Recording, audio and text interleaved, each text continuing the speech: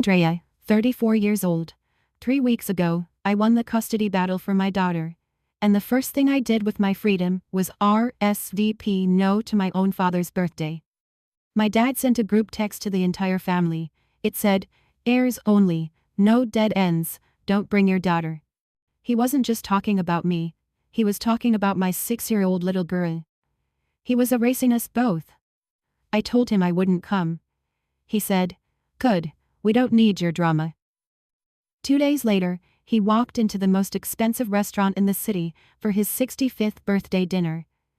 And he froze. Because at the best table in the house, there I was, sitting across from the governor of our state. And when the governor stood up, shook my father's hand, and introduced me, my dad couldn't say a single word. Before I take you back to where it all began, please take a moment to like and subscribe, but only if this story earns it. And drop your location and local time in the comments.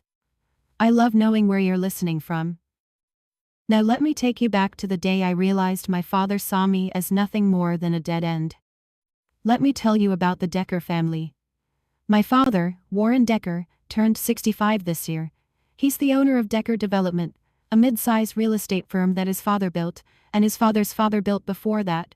3 generations of men handing things down to men.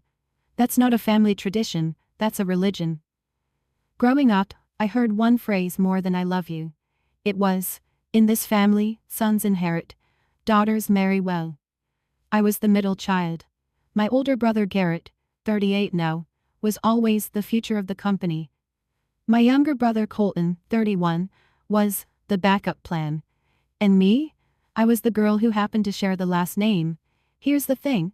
I wasn't a bad student. I was the best student. Top of my class every year, National Honor Society, full academic scholarship to college, the only Decker kid who didn't need dad's checkbook. And when I called to tell him the news, you know what he said? "Good. At least that saves me money for the boys' MBAs." He didn't come to my scholarship ceremony. He did fly to Garrett's business school orientation, a week later, same month, and posted a photo captioned, "Legacy continues."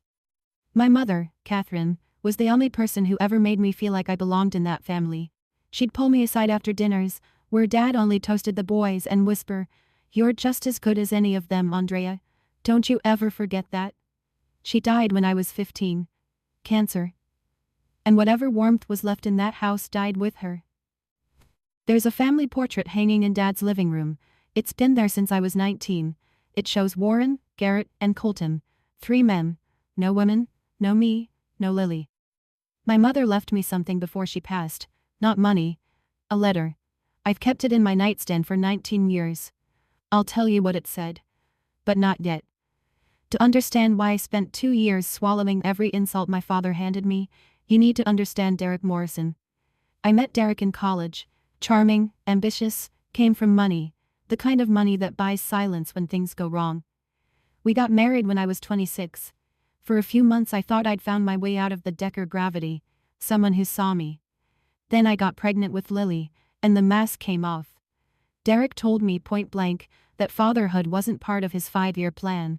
He left when I was 7 months along, signed nothing, paid nothing, just vanished into his family's Connecticut estate like I was a line item he'd written off. For 5 years it was just me and Lily. I built a career, I built a home, I built a life. And then 2 years ago, Derek came back. Not to apologize but to file for full custody. His family's lawyers were from one of the biggest firms in the state. Their argument? That I was isolating Lily from her paternal and extended family, that I was emotionally unstable, that my daughter would be better off in a 2-parent household with resources. My lawyer told me something that turned my blood cold. If I couldn't prove that Lily had a present, stable extended family on my side, Derek's argument would land. That's where Warren came in. My father agreed to testify, to show up in court, say the magic words, "My granddaughter has a loving family, I'm involved. The Deckers are present." And he did. But he had a price, not money, obedience. Don't embarrass this family. Don't cause scenes. Know your place. For 2 years I paid that price. Every holiday, every dinner, every text I didn't answer back, all so a man who called me a dead end would stand in a courtroom and pretend he loved my daughter. And then, 3 weeks before his 65th birthday, the judge made her ruling. Full custody, Andrea Decker. The judge said it plainly. The child has a stable home, a thriving educational environment, and a mother who has demonstrated extraordinary dedication. She noted the testimony from Lily's school, from her pediatrician, from the family counselor, and yes, from Warren. He showed up, wore his best suit, told the court that Lily was a Decker through and through, and that the family was fully present. The performance of a lifetime. Derek's lawyers objected, the judge overruled, and just like that, 2 years of holding my breath was over. I walked out of the courthouse into the parking lot, sat in my car, gripped the steering wheel, and cried for 20 minutes straight. Not because I was happy, though I was, because I was free. The invisible leash that Warren had kept around my neck for 24 months had just been cut. No more smiling at dinners where I was seated next to the kitchen, no more pretending I didn't hear him introduce me as between things, no more watching my brothers get toasts while I got silence. The custody ruling didn't just give me my daughter, it gave me back myself. I sat in that car until my hands stopped shaking. Then I picked up my phone and called Claire Whitfield. Someone I'll tell you more about soon, someone who'd been in my corner when no one else was. It's over, I said. I'm free. Claire paused. Then it's time you start living like it, Andrea. I had a meeting the next morning, downtown. An important one. The kind that could reshape education policy across the entire state. But I'll get to that. I folded the judge's ruling, stamped with the court's red seal, and tucked it into my bag. First document I'd carried that actually felt like armor. 2 weeks after the ruling, my phone buzzed at 11 p.m. Lily was asleep beside me, one arm thrown over her stuffed rabbit, mouth slightly open the way 6-year-olds sleep. Like the world hasn't touched them yet. I picked up my phone and opened the family group chat. Warren had sent a message. One paragraph. It read, "This is a milestone. My 65th birthday dinner will be held at the Whitfield Room on Saturday evening. This celebration is for heirs only, no dead ends. Don't bring your daughter." I read it twice. Then a third time, "No dead ends." That was me. "Don't bring your daughter." That was Lily. The man who'd stood in a courtroom 3 weeks earlier and called her a Decker through and through was now calling her a dead end in a group text. I looked at Lily sleeping. Her little hand was curled into a fist, like even in her dreams, she was holding on to something. Then a private text from Garrett. "Dad's right, oh, it's his night. Don't make it about you." I'll be honest. The heirs only thing was my idea. He liked it. My older brother. The one he smiled at every Thanksgiving, like he wasn't watching me disappear. He'd written the words himself. I typed back to the group. "I won't come." Warren's reply was instant, like he'd been waiting. "Good. We don't need your drama, your mother would be ashamed." My mother. He used my dead mother, his dead wife, as a weapon. And something strange happened.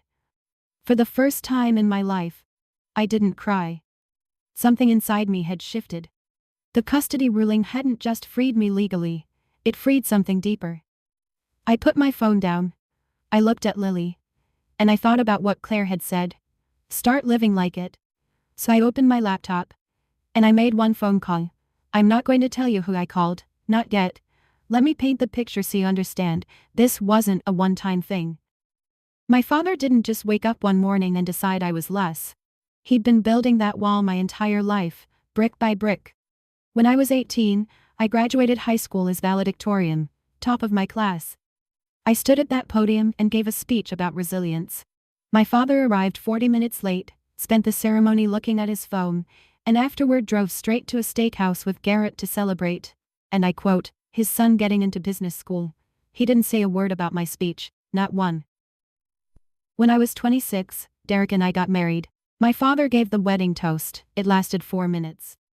3 of those minutes were about the Decker men. His father, himself, Garrett, Colton, the legacy, the name, and then one sentence at the end, and to Andrea, may she find a good man to take care of her. Derek sat beside me grinning. I sat there with my fingers wrapped around a champagne glass I couldn't taste. When I was 28, Lily was born. Warren came to the hospital, looked at Lily in the bassinet, looked at me, and said, "Another girl." Well, maybe your brothers will give me grandsons. She was 6 hours old. I'm wearing my mother's ring right now. A simple gold band with a tiny emerald. Catherine left it to me in her will. I've worn it every day for 19 years. My father has never once noticed. That week after the custody ruling, I had back-to-back meetings at the State House. There was one in particular, a dinner meeting with someone important. I'd been preparing for it for months. But I'll tell you about that when the time is right. 3 months before the birthday dinner, there was Thanksgiving. I went because I still needed Warren for the custody case. Lily came with me. She wore a little plaid dress she'd picked out herself and was so excited to see her grandpa that she ran up the driveway ahead of me. Warren opened the door, looked past her, and said to me, "You're late." Inside, the house was full. Warren had invited neighbors, a couple of his real estate partners, the Hendersons from the country club, important people in his mind, and when they arrived, he did what he always did. He introduced his children. "These are my boys," he said, hand on Garrett's shoulder, nodding toward Colton. Garrett and Colton, the future of Decker Development. One of the guests, a woman named Sandra, glanced at me and smiled politely. "And this young lady?" My father paused, like he had to recalibrate. "Oh, that's Andrea, she's between things." I wasn't between things. At that exact moment, I was a senior policy advisor for the governor's office. I had a badge with my name on it and a desk 12 floors above the state capitol rotunda. But Warren didn't know that, because Warren never asked. Bethany, Garrett's wife, leaned over to me later in the kitchen and whispered, "It must be hard being the only girl. But you know, men like Warren, they just think differently." She said it like she was being kind. She wasn't.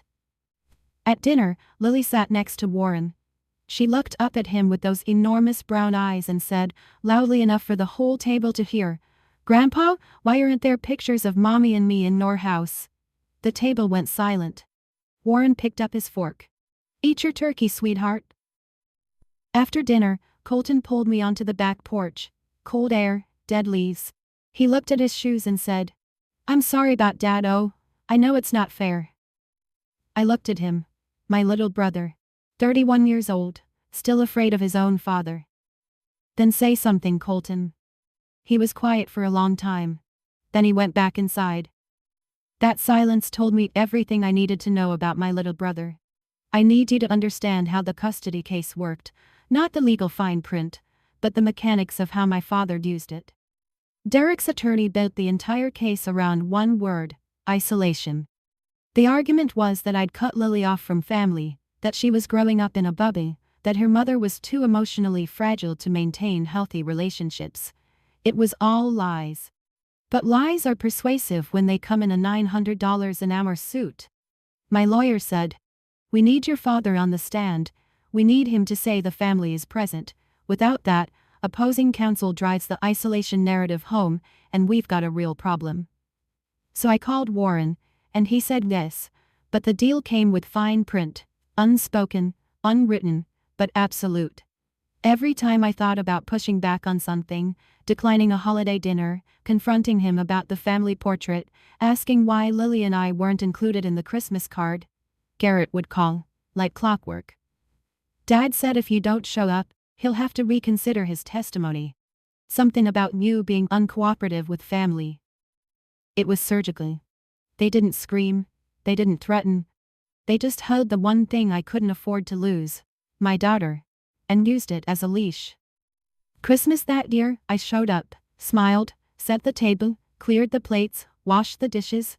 Nobody said thank you, nobody asked about my work. Warren gave a toast to the Decker legacy.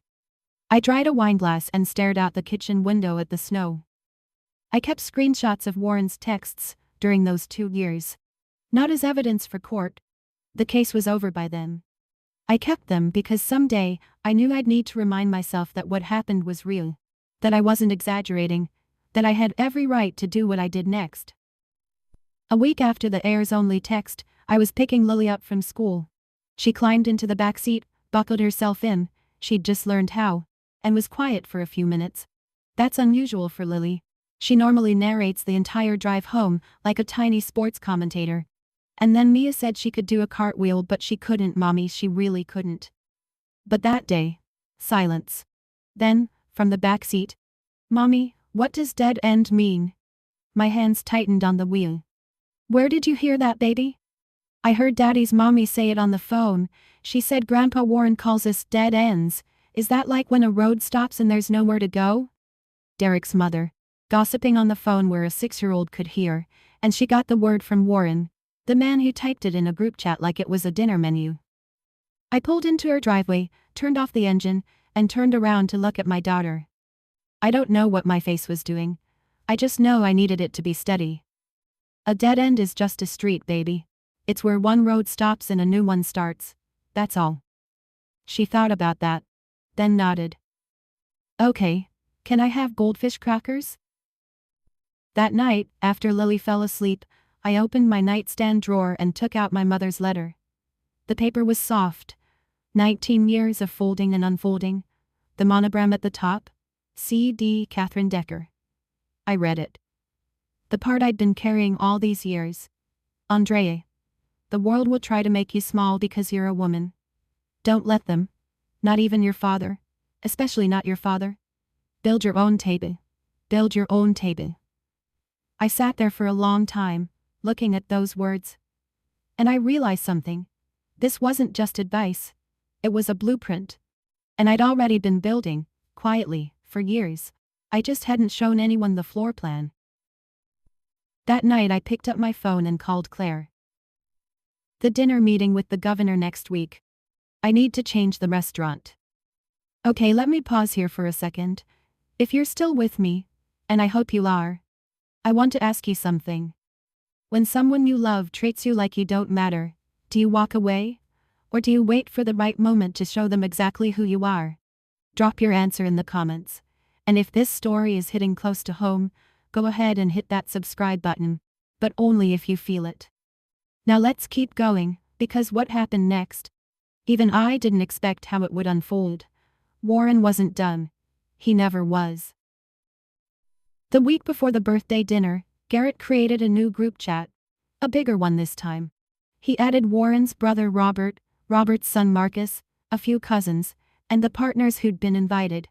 The planning chat, the logistics thread, the celebration of the Decker name. Garrett posted, "Reminder, Dad's 65th at the Whitfield room. Black tie for the heirs. No +1s except spouses. This is about family legacy." My name wasn't in the chat. I wasn't added. I only knew about it because Marcus, my cousin, 34, Uncle Robert's son, texted me privately. "Hey, are you coming? I noticed you're not in the group."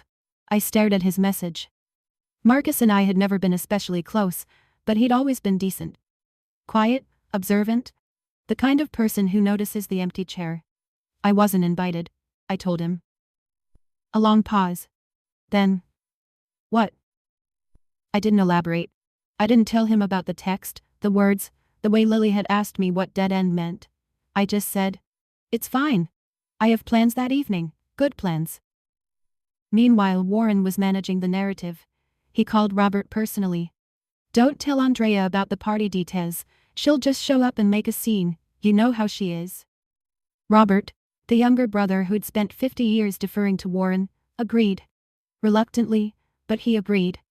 The Whitfield room, the most prestigious restaurant in the city, reservations 2 weeks out, $200 a plate. The kind of place where you don't raise your voice and you don't bring people who might embarrass you. Warren had reserved a table for 12. He thought that table was the best in the house. He was wrong. It gets worse. Because exclusion wasn't enough for Warren, he needed insurance. Marcus told me, weeks later after everything happened, what Warren had been saying behind my back. The story Warren built went like this. "Andrea's struggling. She lost the custody case. She's not doing well mentally. It's best if we give her space." Every word of that was a lie. I'd won the custody case. I was thriving. I was running point on the most ambitious education reform the state had seen in a decade. But Warren didn't know any of that. And he didn't care to know. He just needed a version of me that justified what he'd done. Uncle Robert called me one afternoon. His voice was careful, measured, the way people talk when they think you're fragile. "Honey, your dad told me about the situation. Are you getting help?" I closed my eyes. I was sitting at my desk. My desk in the governor's office, 12 floors above the Capitol Rotunda. My ID badge hung from a lanyard around my neck. O. Decker, Senior Policy Advisor. There was a briefing folder in front of me stamped confidential. Office of the Governor. And my uncle was asking me if I was getting help. I'm doing fine, Uncle Robert, I said evenly. Better than fine. He didn't sound convinced. He'd already absorbed Warren's story. The damage was done. I could have corrected him. I could have pulled out the court ruling, recited the judge's exact words, told him everything. But I didn't. Because I realized something sitting in that office, with the state seal on the wall behind me, the truth would come out. Just not from my mouth. Claire walked past my door, saw my face and stopped. What happened? I told her. She leaned against the doorframe, arms crossed. Calm as a surgeon. Let him build his narrative, Andrea. We'll let facts do the talking, they always do. That's the thing about people who lie about you. They never expect you to have receipts. Friday. The night before the birthday dinner. Two worlds preparing for the same restaurant 30 hours apart. Warren sighed. Garrett confirmed the reservation. 12 guests, the large table in the interior dining room, a custom menu featuring Wagyu and black truffle risotto. Colton had ordered a 3-tier birthday cake from the most expensive bakery in the city. Hand-piped gold leaf, dark chocolate ganache, a sugar paste replica of the Decker Development logo on top. Warren tried on his new suit that evening, a $3,800 brioni, charcoal, pique lapel, silk lining. He looked at himself in the mirror and said to Garrett, "This will be a night to remember." He was right, just not in the way he imagined. My side was quieter.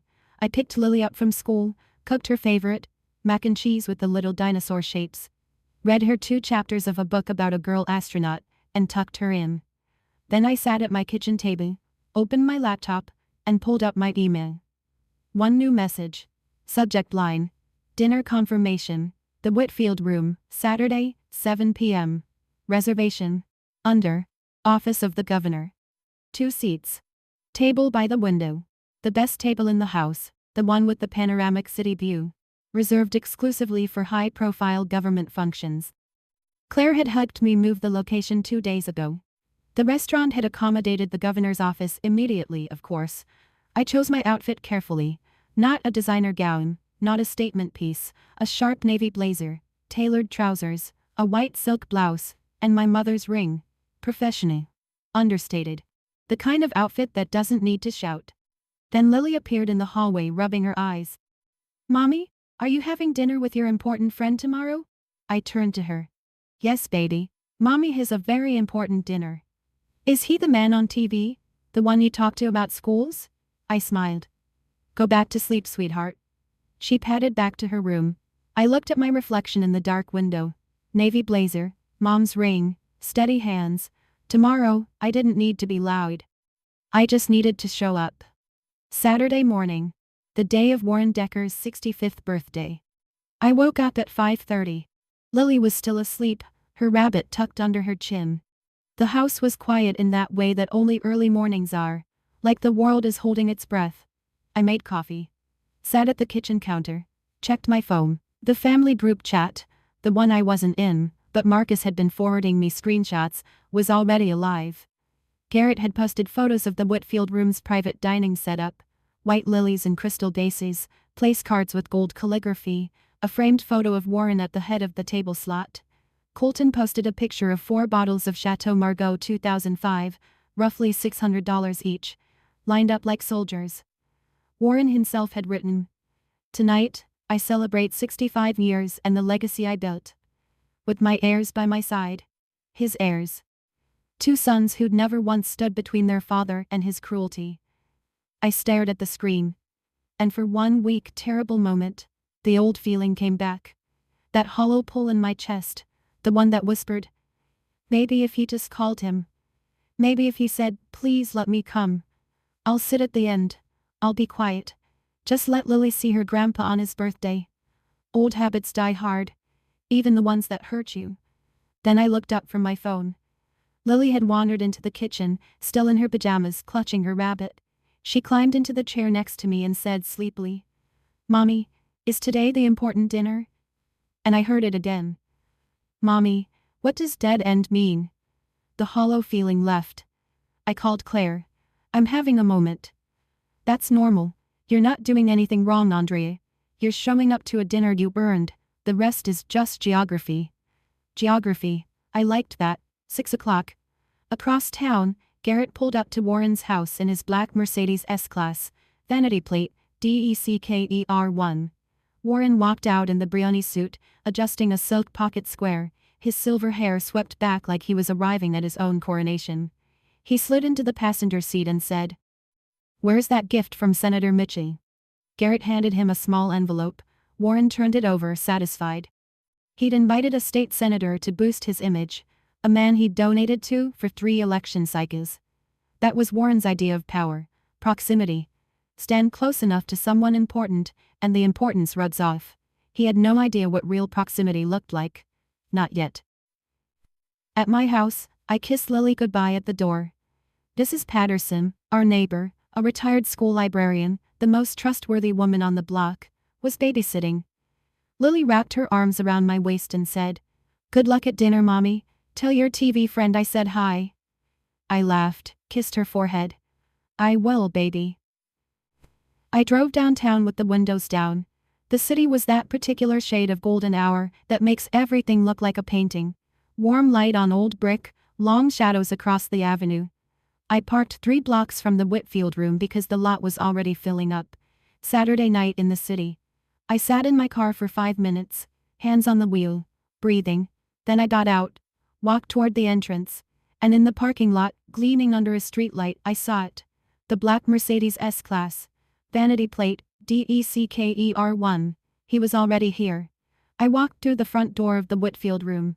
The hostess looked at her screen, then up at me, and her eyes shifted, just slightly, the way people's eyes shift when a reservation carries weight. "Right this way, Ms. Decker," she said. "The governor's table is ready." The Whitfield room is the kind of restaurant where everything whispers. The linen is heavy, the lighting is low and golden. The servers move like they've rehearsed, and every table tells you exactly where you stand. I was led to the window table, the one everyone in the room can see. Panoramic glass, the city skyline spread out like a promise.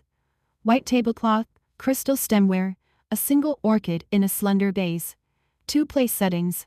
The table was reserved under Office of the Governor, and the staff treated it accordingly. The manager came out personally to adjust the flower arrangement.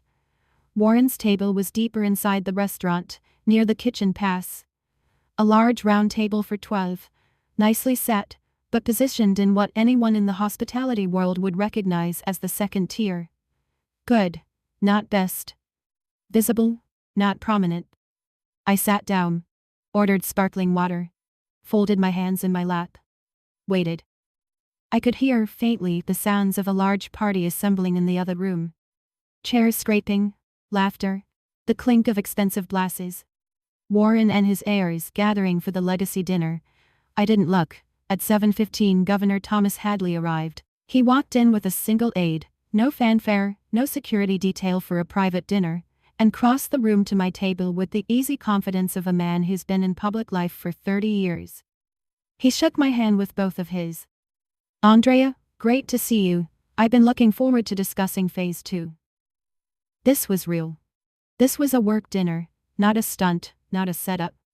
The governor and I had been meeting monthly about the statewide education reform initiative I'd architected.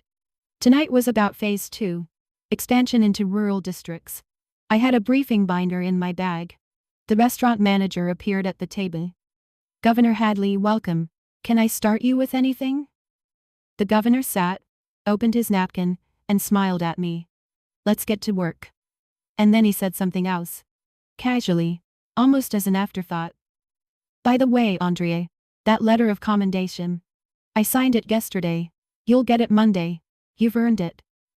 A letter of commendation, signed by the governor, for work I'd done while my father was telling the family I was falling apart.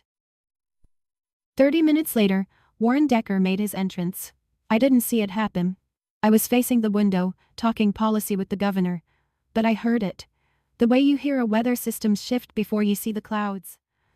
The front doors of the Whitfield room opened, and a group of 12 people swept into the main dining area with the kind of energy that comes from money and expectation.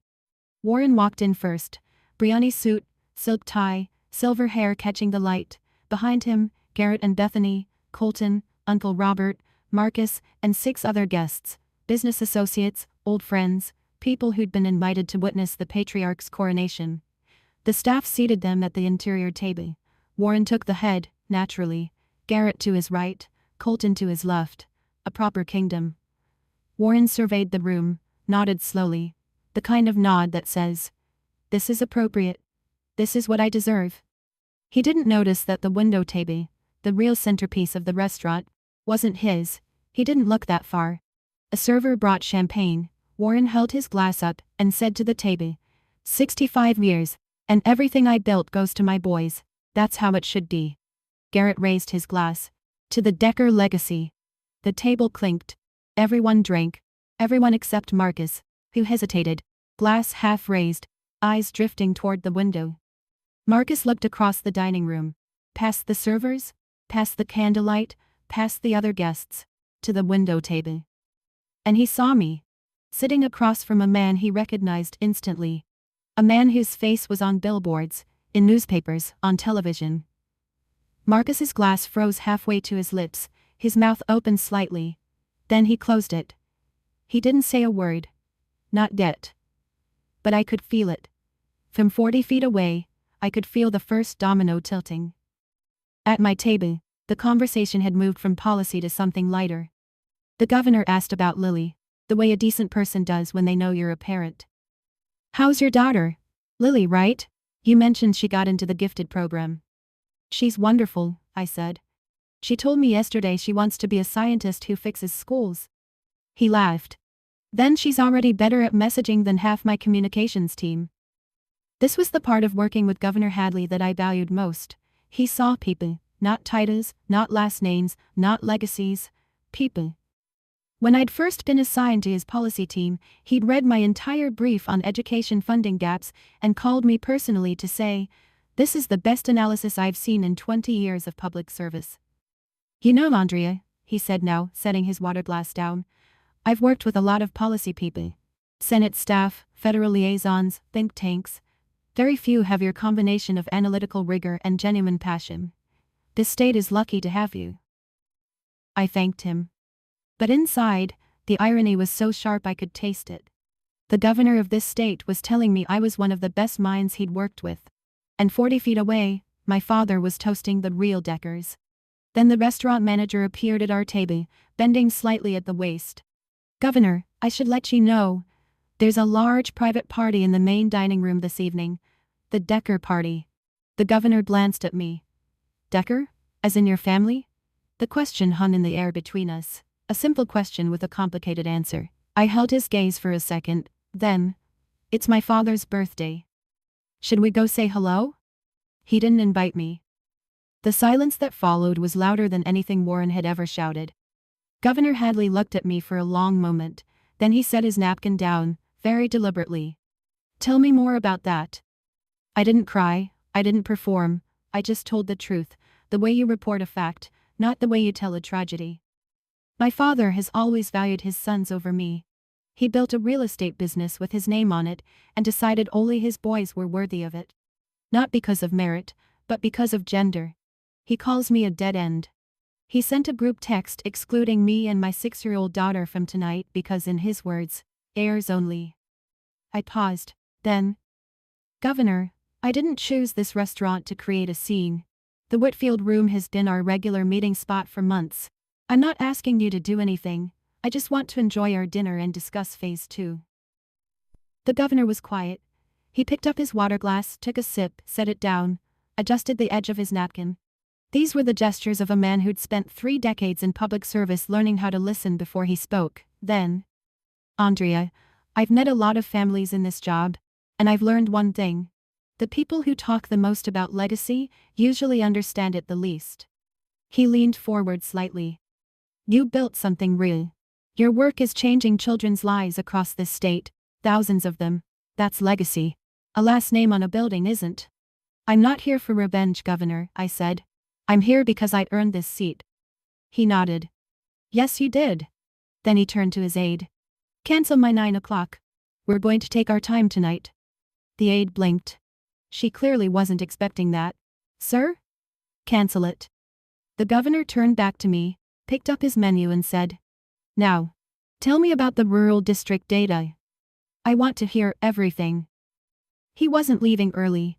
He wasn't rushing through dinner to avoid the situation. He was settling in. And I understood why. Not because he wanted to orchestrate anything, but because he'd made a judgment about what mattered. And what mattered was the work.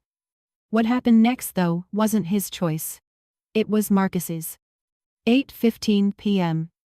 At Warren's table, the first course was being cleared.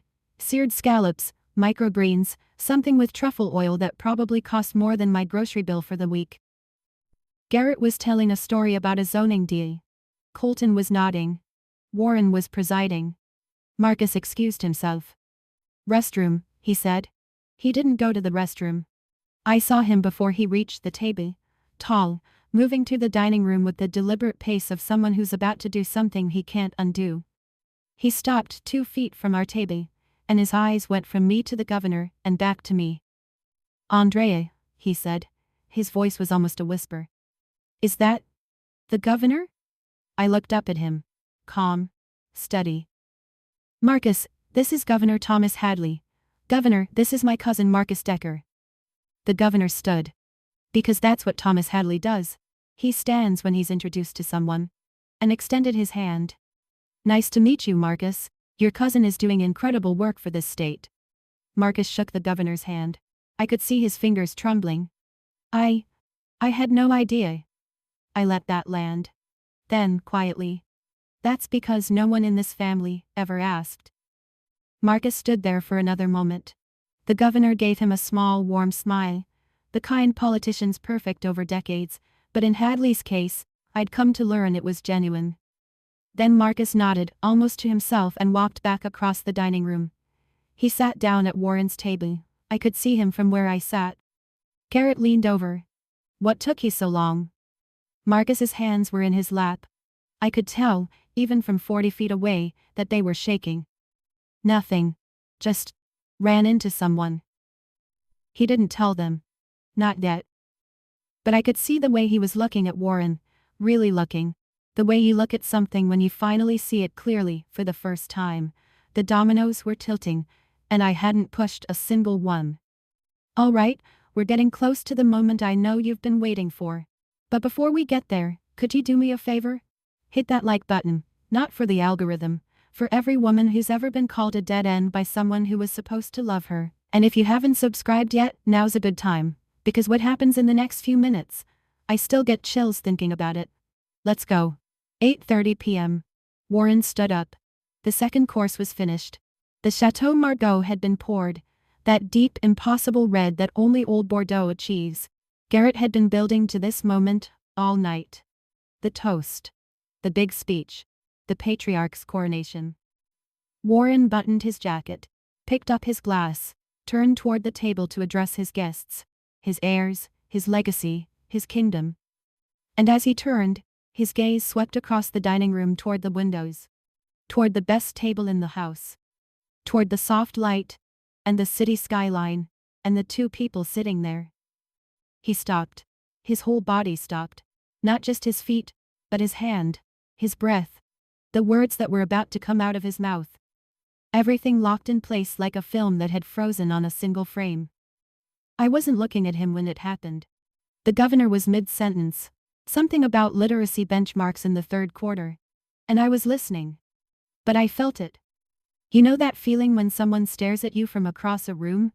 When the weight of their attention changes the air? I glanced up, and there he was.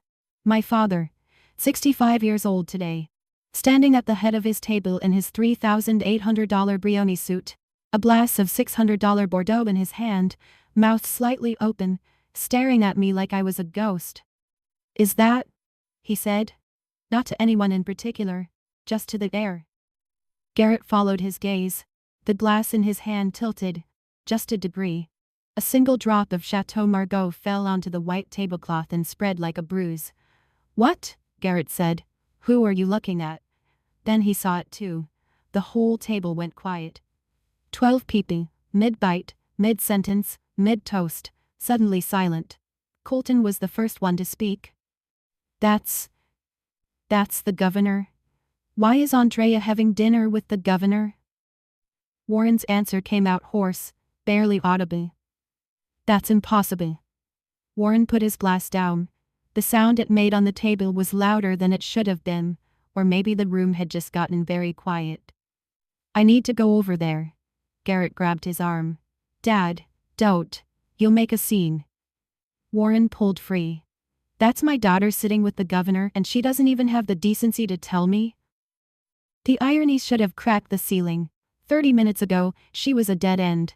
30 minutes ago, she wasn't even worth a seat at his table. And now, my daughter. Possessive, urgent, like she'd been his all along.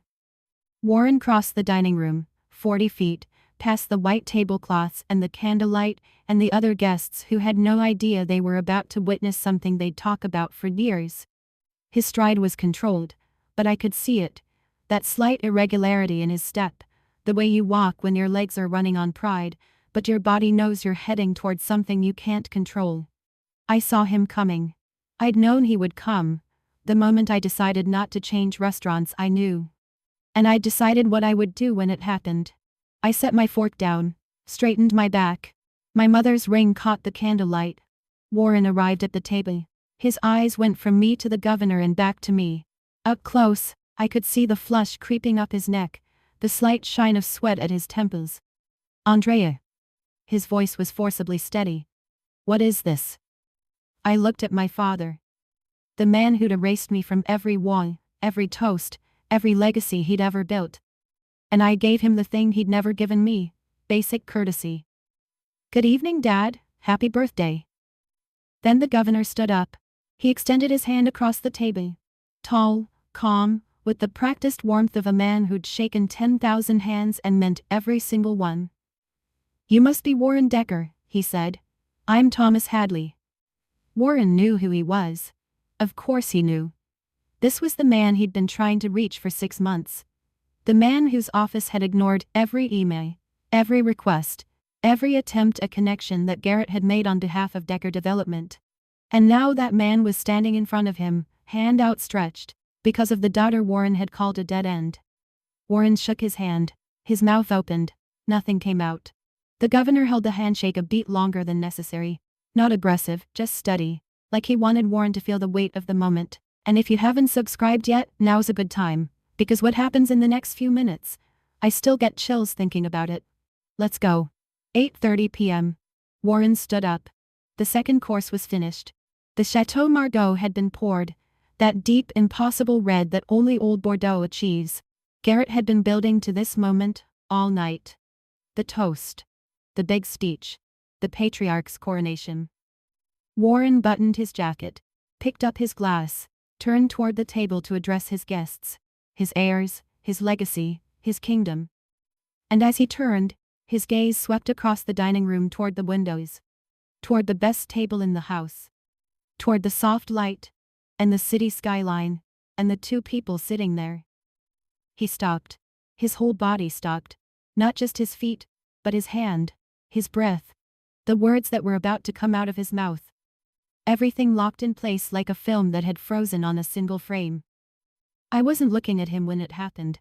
The governor was mid-sentence, something about literacy benchmarks in the third quarter. And I was listening. But I felt it. You know that feeling when someone stares at you from across a room? When the weight of their attention changes the air? I glanced up, and there he was. My father, 65 years old today, standing at the head of his table in his $3,800 Brioni suit, a glass of $600 Bordeaux in his hand, mouth slightly open, staring at me like I was a ghost. Is that? He said. Not to anyone in particular, just to the air. Garrett followed his gaze. The glass in his hand tilted, just a degree. A single drop of Chateau Margaux fell onto the white tablecloth and spread like a bruise. What? Garrett said. Who are you looking at? Then he saw it too. The whole table went quiet. 12 people, mid-bite, Mid-sentence, mid-toast, suddenly silent. Colton was the first one to speak. That's the governor? Why is Andrea having dinner with the governor? Warren's answer came out hoarse, barely audible. That's impossible. Warren put his glass down. The sound it made on the table was louder than it should have been, or maybe the room had just gotten very quiet. I need to go over there. Garrett grabbed his arm. Dad, don't. You'll make a scene. Warren pulled free.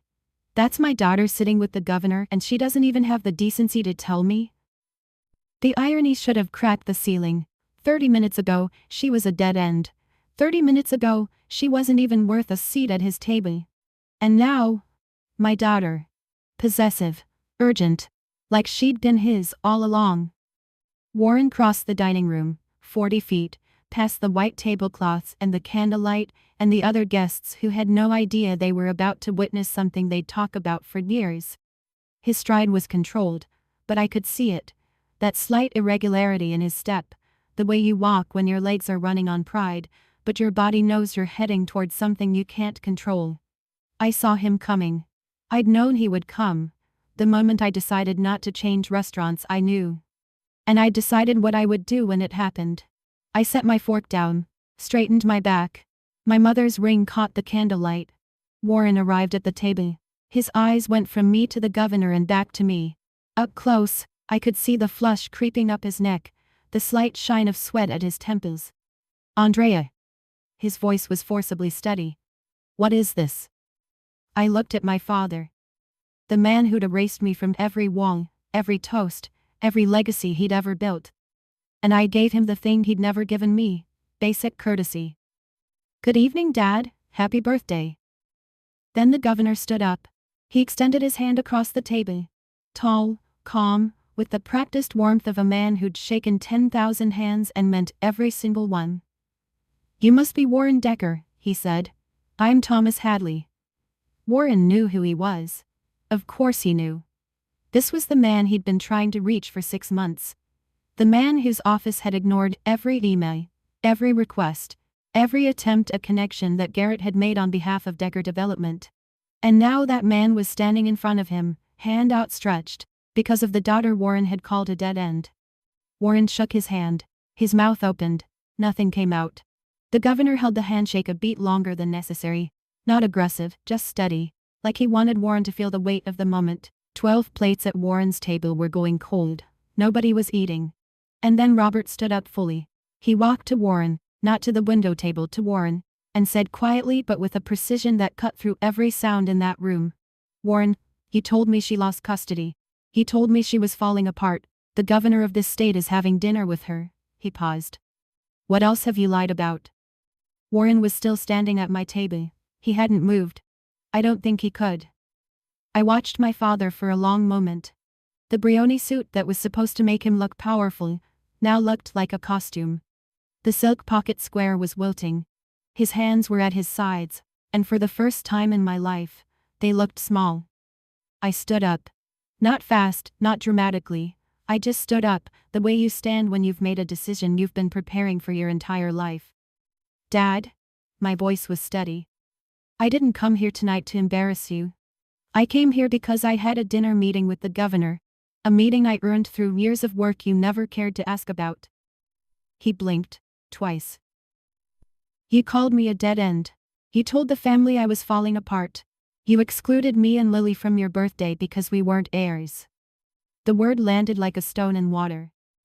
But here's what you missed. While you were deciding I was nothing, I was building something. Not for your approval, not for your legacy, for my daughter, for myself. I took a breath. My mother's ring was warm against my finger. I'm not asking you to be proud of me, Dad. I stopped needing that a long time ago. But I need you to hear this. Lily and I are not dead ends. We are not your shame. And if you want us in your life, it starts with respect.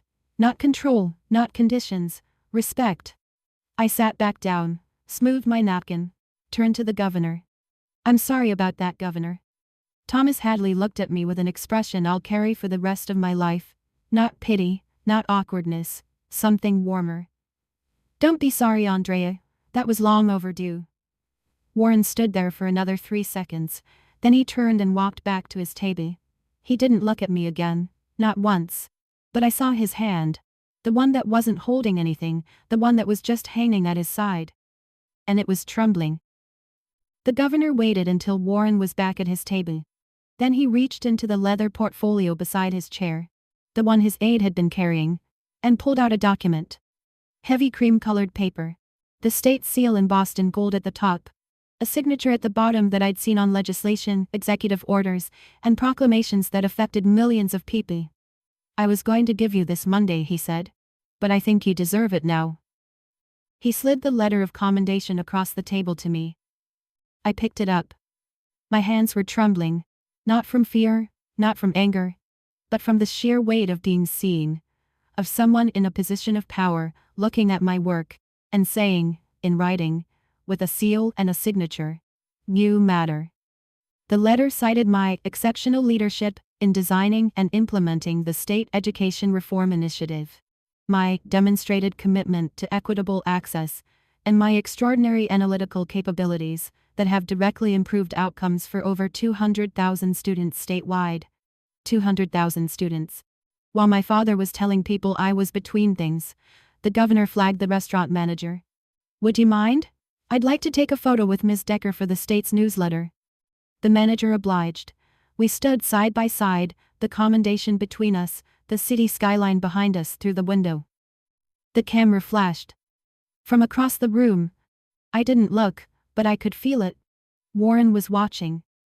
His daughter, holding an official letter from the governor. Posing for a state publication. In the restaurant where he was supposed to be king. Marcus returned to Warren's table. He stood, not sat, and said in a voice clear enough to carry.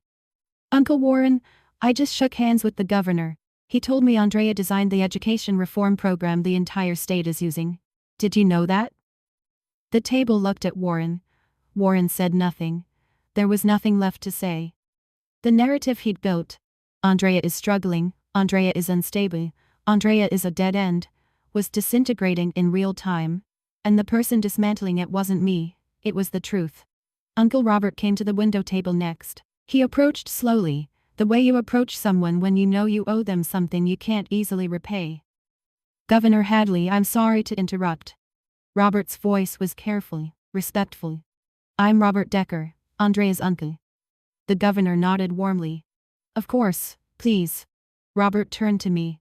And his face, this man who'd known me since the day I was born, who'd watched me grow up in his brother's shadow, who'd believed Warren's lies without a single phone call to verify, his face crumbled. "Andrea, I owe you an apology. Your father told me things that weren't true. I should have called you directly. I should have asked." "Thank you, Uncle Robert," I said. No edge in my voice, no lecture.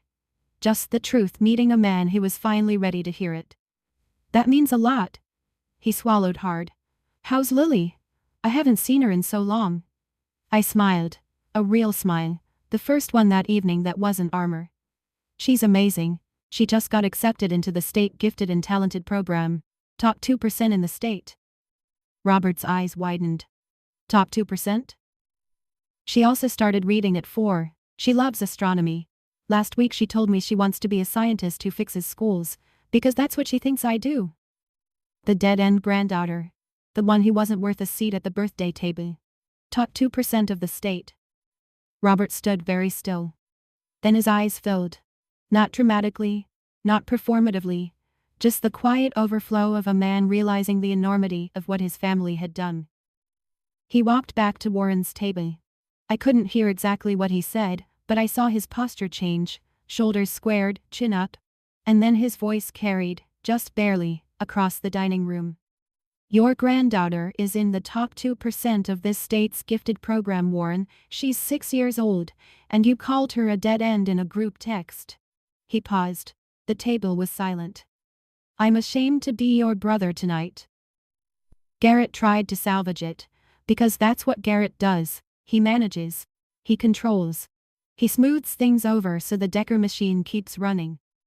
He walked back to the governor's table one more time, straightening his tie, forcing his face into something resembling confidence. Governor Hadley, I apologize for the disruption this evening. If there's anything Decker Development can do to support your office, any way we can contribute, the governor looked at him, not unkindly, but with the absolute clarity of a man who has no reason to pretend. Mr. Decker, I appreciate the offer. But I should tell you, I'm familiar with your zoning applications. Quite familiar, in fact. They'll be reviewed through standard procedures. I don't discuss development approvals at social dinners. He paused. I'm sure you understand. Standard procedures. In government, that means, you are no longer a priority. You are in the pile. You will wait like everyone else. Garrett walked back to Warren's table. I watched his face transform with every step, the false confidence falling away like plaster off a wall. By the time he sat down, he looked 10 years older. What did he say? Warren's voice was barely there. It's over, Dad. He's not going to help us.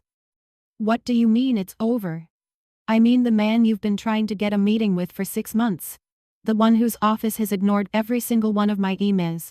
Just found out that you disowned the person he values most on his team. The project is done. The Decker Development Redevelopment Project. Phase 3 of a commercial zoning initiative worth $4.2 million. 6 months of lobbying, networking, donating, all of it. Gone. Not because anyone took revenge, because the truth showed up at a dinner table. Warren turned on Garrett. His voice was low, toxic, reflexive. This is your fault. You wrote that text, heirs only. That was your idea. Garrett stared at him. You approved it, Dad. They sat there, looking at each other. Father and eldest son. The pillars of the Decker legacy, crumbling into each other. The party ended early. There was no toast, no speech, no 65 years and everything I built.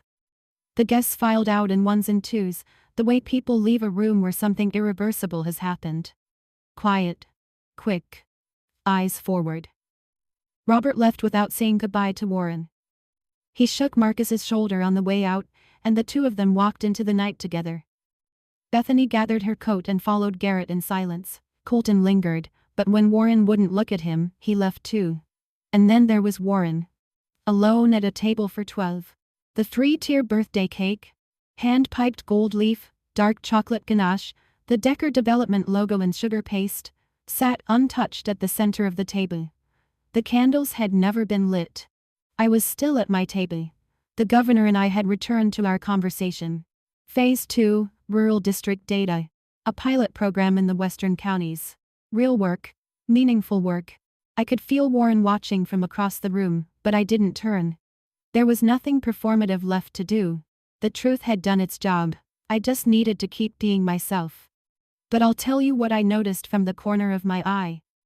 Warren was looking at his hands. Specifically, at his left hand. At the gold wedding band he still wore. The same band Catherine had placed there 39 years ago. The same style as the ring on my finger. My mother's ring. I don't know if he'd ever noticed before that I wore it, but he noticed tonight. I could tell by the way his fingers went to his own band and held it there, like he was trying to remember something he'd lost a long time ago.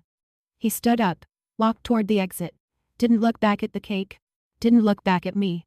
Colton's voice came from somewhere near the coat check. Dad. Not now, Colton. Not angry. Just empty. The front door closed behind him, and the last sound of Warren Decker's 65th birthday celebration was the click of an expensive latch in a very quiet room, and that was the last time I saw my father for 3 weeks, until the letter arrived. The week after was strange, like the air pressure had changed and nobody knew how to breathe yet. Garrett called first. That alone was unprecedented. In 34 years, Garrett had never called me for anything that wasn't logistics or leverage. Andrea, Long pause. The sound of someone swallowing something that tasted terribly. I didn't know about your job, about the governor, about any of it. You didn't know, I said. Because you didn't ask. None of you did. Silence. Then. I was the one who wrote the heirs only text. I told Dad to send it. I know. How? Because Dad doesn't type that fast. He didn't laugh. I didn't expect him to. There was another long silence. The kind where you can hear someone deciding whether to be honest or retreat into the comfortable machinery of denial. Garrett chose a middle ground. I'm sorry, Andrea. I hear you, Garrett, but sorry is a word. I'm going to need more than a word. He didn't know what to say to that. We hung up shortly after, but it was a start. Not a good one, but a real one. Colton texted. Short, raw, no polish. I'm sorry, I should have stood up for you. I was a coward. I typed back. I appreciate that, Colton. When you're ready to show Lily you mean it, she'll be here. Uncle Robert called too. He apologized, genuinely, heavily, like a man carrying a bag of rocks he'd only just realized he'd been holding. He told me he'd spoken to Warren. He's not doing well, Andrea, but that doesn't excuse anything. No, I said, it doesn't. I didn't forgive anyone that week. Forgiveness isn't a light switch, it's a road, and they hadn't even started walking.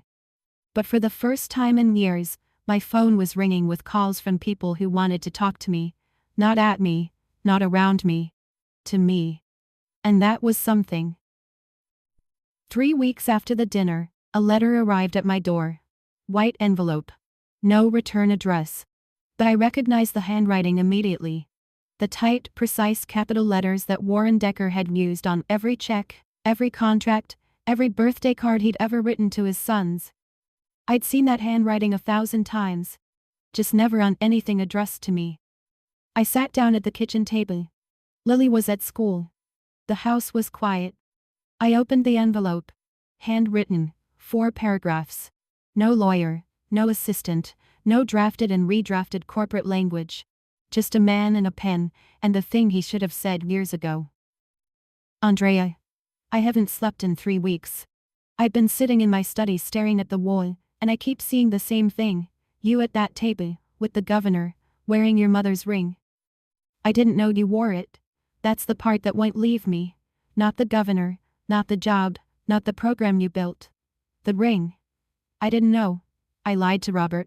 I lied to the family. I said things about you that weren't true because it was easier than admitting what I'd done. What I've been doing for 30 years. Your mother would be proud of you.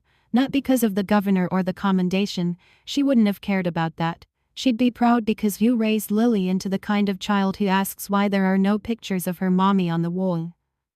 That was always what Catherine cared about, the real things. I forgot that. I'm not asking you to forgive me. I'm asking you to let me earn it. Signed, Dad.